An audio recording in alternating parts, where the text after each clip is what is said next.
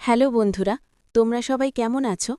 আজ আমি তোমাদের শোনাতে যাচ্ছি আমার জীবনের এক টুকরো গল্প, যেটা হয়তো অনেকের জীবনের সাথেই মিলে যাবে। যখন আমার বিয়ে হয় তখন আমার বয়স ছিল মাত্র ১৯। বিয়ের আগে জীবনটা ছিল ভরপুর, বাবা মা ভাই বোন, হাসি আর গল্পে ভরা। কিন্তু বিয়ের কিছুদিন পরেই আমার স্বামী কাজের জন্য বিদেশে চলে যায়। সেদিন থেকেই আমার জীবনটা যেন হঠাৎ থেমে যায়। আমাদের বাড়িটা গ্রামে, চারপাশে চাষের জমি। সকাল থেকে সন্ধ্যা পর্যন্ত শাশুড়ি মা আর শ্বশুরমশাই নিজেদের কাজ নিয়ে ব্যস্ত। বাড়িতে তখন আমি আর পরিবারের অন্য সদস্যরা সবাই নিজেদের মতো করে সময় কাটায়। কিন্তু আমি যেন কোথাও মানিয়ে নিতে পারছিলাম না। একা থাকার অভ্যাস। দিনের পর দিন আমি একা একা বসে থাকতাম। মনে হতো আমি কি এতটাই অদৃশ্য হয়ে গেছি যে আমার সাথে দুটো কথা বলারও কেউ নেই। স্বামী দূরে, নিজের মানুষ বলতে কেউ পাশে নেই, এই ভাবনাগুলো আমাকে ভেতর থেকে ভেঙে দিচ্ছিল। আমি কাউকে দোষ দিই না, কিন্তু একাকিত্বটা নিজের মতো করেই আমার জীবনের অংশ হয়ে যাচ্ছিল। পরিবারে একজন ছিল যে প্রয়োজন হলে সাহায্য করত। কাজে সাহায্য, দুটো কথা বলা, এই ছোট বিষয়গুলোই আমার কাছে তখন অনেক বড় মনে হতো। কিন্তু আমি জানতাম সবকিছুরই একটা সীমা আছে। এই বাড়ির সম্মান, নিজের আত্মসম্মান, সব কিছুর ওপরে একাকিত্বটা প্রথমে খুব কষ্ট দিত। কিন্তু সময়ের সাথে সাথে আমি বুঝতে শিখেছিলাম এই নীরবতার সাথেই আমাকে চলতে হবে। প্রতিদিন সকাল শুরু হতো একই রকমভাবে। ঘুম থেকে উঠে বাড়ির কাজ, নিজের মতো করে দিন কাটানো। স্বামী ফোন করত মাঝে মধ্যে, তার কণ্ঠে ক্লান্তি থাকত, আর আমার কথার ভেতরে লুকিয়ে থাকত অভিমান। আমি কিছু বলতাম না, কারণ জানতাম তারও দায়িত্ব আছে, সংগ্রাম আছে। শাশুড়ি মা আর শ্বশুরমশাই ভোরেই মাঠে চলে যেতেন। বাড়িটা তখন অনেকটা ফাঁকা লাগত। এই ফাঁকা বাড়িতে আমি ধীরে ধীরে নিজেকে মানিয়ে নিতে শিখছিলাম। ছোট ছোট কাজে কারো সাহায্য নিলে মনে হতো একটু হলেও কথা বলা হলো। কখনো কখনো দুটো সাধারণ কথা, একটু হাসি, এই ছোট বিষয়গুলোই আমার দিনটাকে সহজ করে দিত।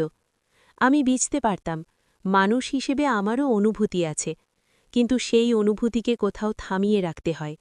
কারণ কিছু সম্পর্ক শুধু সম্মানের জায়গায় থেকেই সুন্দর থাকে। রাতের ভাবনা। ঘুমোতে যাওয়ার আগে আমি প্রায়ই ভাবতাম, এই জীবনটা কি এমনই থাকবে?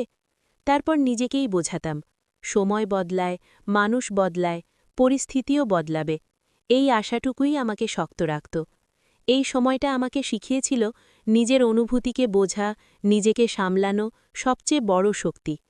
একদিন হঠাৎ খেয়াল করলাম এই বড় বাড়িটায় আমি একেবারে একা নই।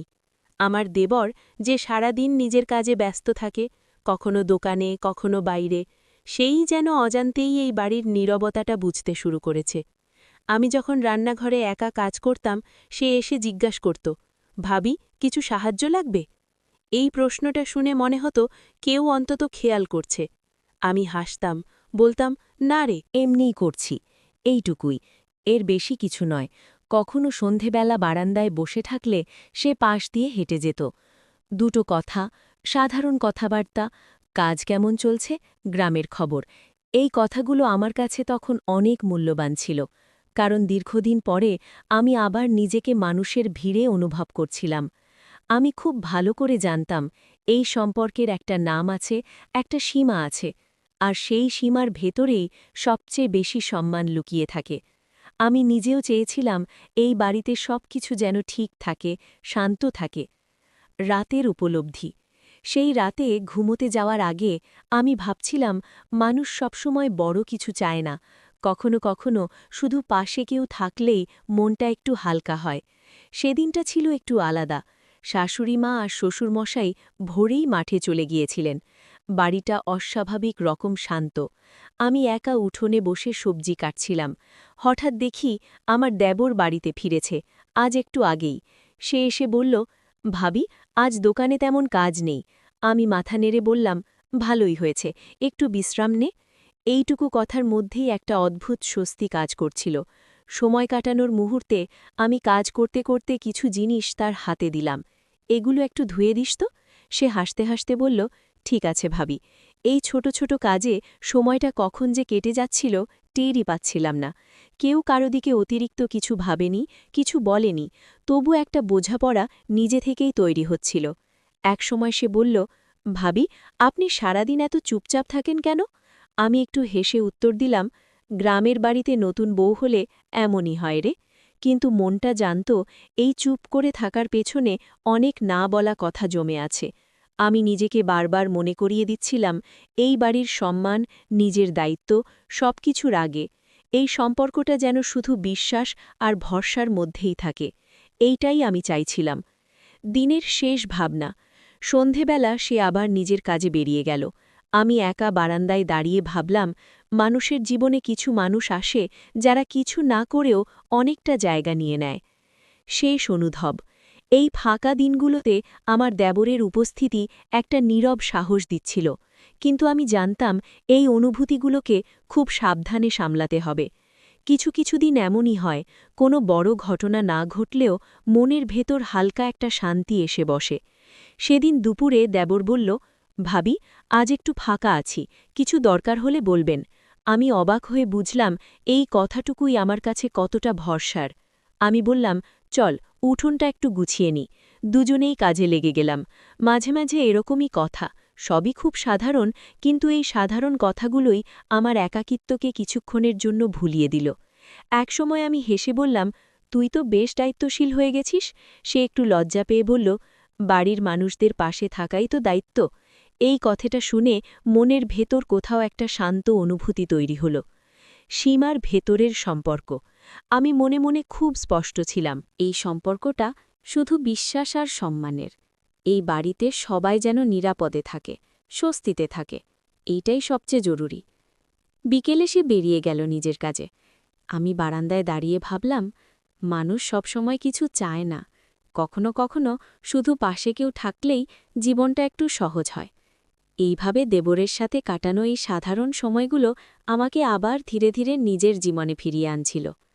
কিন্তু সামনে আরও কিছু প্রশ্ন, আরও কিছু সিদ্ধান্ত আমার অপেক্ষায় ছিল। কিছু সময় আছে যেগুলো খুব সাধারণ, কিন্তু পরে ফিরে তাকালে মনে হয় এই সময়গুলোই সবচেয়ে বেশি মনে পড়ে। সেদিন বিকেলে আমি উঠোনে বসে চাল বাছছিলাম। হঠাৎ দেবর এসে বলল, ভাবি, একা একা কেন করছেন? আমি বসি আপনার পাশে। আমি একটু হেসে বললাম, বস তো, কথা বলতে বলতে কাজটা সেরে ফেলি। পাশাপাশি বসে আমরা দুজন একই কাজ করছিলাম। আমি খেয়াল করলাম, অনেক দিন পরে আমি মন খুলে কথা বলছি, একসাথে সময়ের অনুভূতি। দেবর হঠাৎ বলল, ভাবি, আপনি আগের মতো হাসেন না কেন?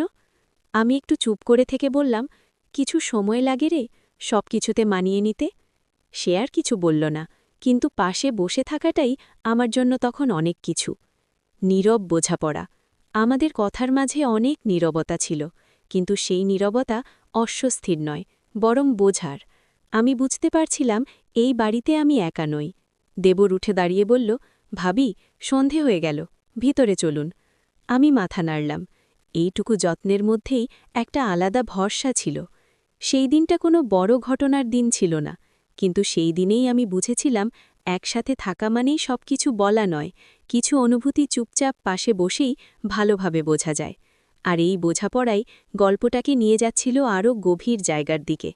সেই দিনের পর থেকে আমি লক্ষ্য করছিলাম আমাদের দুজনের মাঝখানে একটা অদ্ভুত পরিবর্তন এসেছে। কিছু বলা হচ্ছে না, কিন্তু অনেক কিছু বোঝা যাচ্ছে।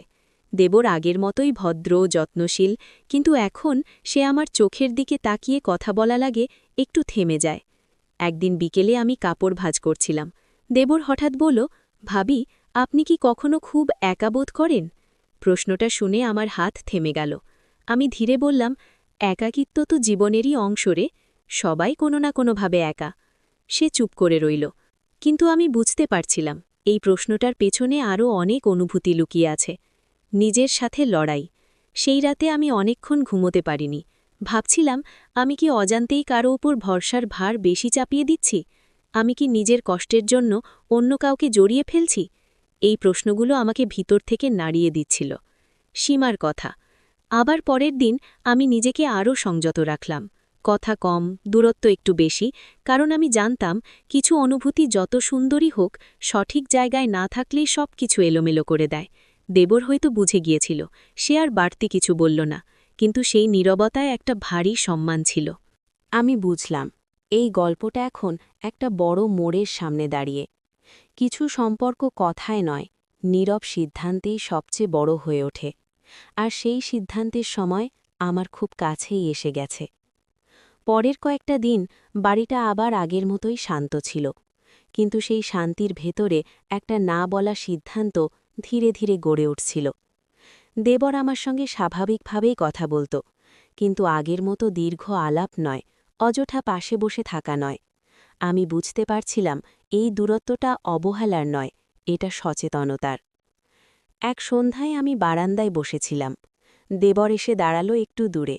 বলল, ভাবি আপনি কেমন আছেন? আমি উত্তর দিলাম, ভালো আছি, তুই কেমন? এইটুকু কথাই যথেষ্ট ছিল, আর কিছু বলার দরকার পড়েনি। সেই মুহূর্তে আমি বুঝলাম, সব সম্পর্কের একটা সঠিক জায়গা থাকে, সেই জায়গাটা বুঝে নেওয়াই সবচেয়ে বড় পরিণত হওয়া। দেবরও বুঝে গিয়েছিল, তাই সে আর কখনো আমাকে এমন কোনো প্রশ্ন করেনি যা আমাকে অস্বস্তিতে ফেলতে পারে। আমাদের দুজনের মাঝখানে এখন একটা নীরব সম্মান ছিল, যেখানে কারও ওপর কারও কোনো দাবি নেই, শুধু পরিবারের মানুষ হিসেবে একটা ভরসা, একটা নিরাপত্তা। রাতের উপলব্ধি।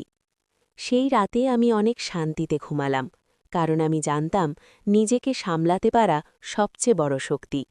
আর যে সম্পর্ক নিজেকে নিয়ন্ত্রণ করতে শেখায়, সেই সম্পর্কই আসলে সবচেয়ে সুন্দর। সকালের আলোটা সেদিন একটু আলাদা লাগছিল, মনে হচ্ছিল কিছু একটা ঘটতে চলেছে। হঠাৎ ফোনটা বেজে উঠল। ওপাশ থেকে পরিচিত সেই কণ্ঠ, আমার স্বামী। বলল, রিয়া, আমি আজই ফিরছি, সব কাজ শেষ, বিকেলের মধ্যেই বাড়ি পৌঁছে যাব। কথাটা শুনে আমি কিছুক্ষণ চুপ করেছিলাম।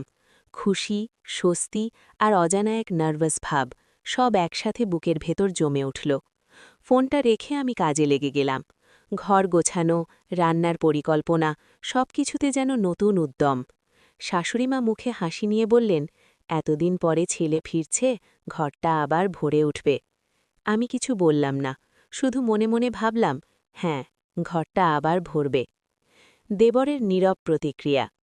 দেবর খবরটা শুনে এক মুহূর্ত চুপ করে রইল, তারপর স্বাভাবিক গলায় বলল, ভালোই হলো ভাবি, দাদা অনেকদিন পরে ফিরছে। ওর চোখে কোনো অস্থিরতা ছিল না, শুধু এক ধরনের পরিণত শান্ত ভাব। আমি বুঝলাম সে নিজের জায়গাটা ঠিক করে নিয়েছে। বিকেলের দিকে বাড়ির সামনে দাঁড়িয়ে আমি পথের দিকে তাকিয়েছিলাম। মনের ভেতর অনেক কথা, অনেক স্মৃতি, কিন্তু আজ সেগুলো শান্ত হয়ে এসেছে।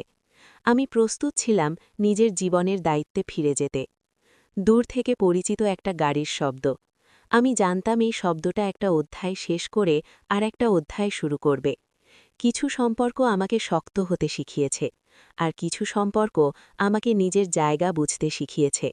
আজ আমি দুটোই নিয়ে নতুনভাবে এগিয়ে যেতে প্রস্তুত। সব গল্প ভাঙনের জন্য নয়, কিছু গল্প মানুষকে পরিণত করার জন্য। আর আমার গল্পটাও ঠিক সেই দিকেই ধীরে ধীরে এগিয়ে চলেছে।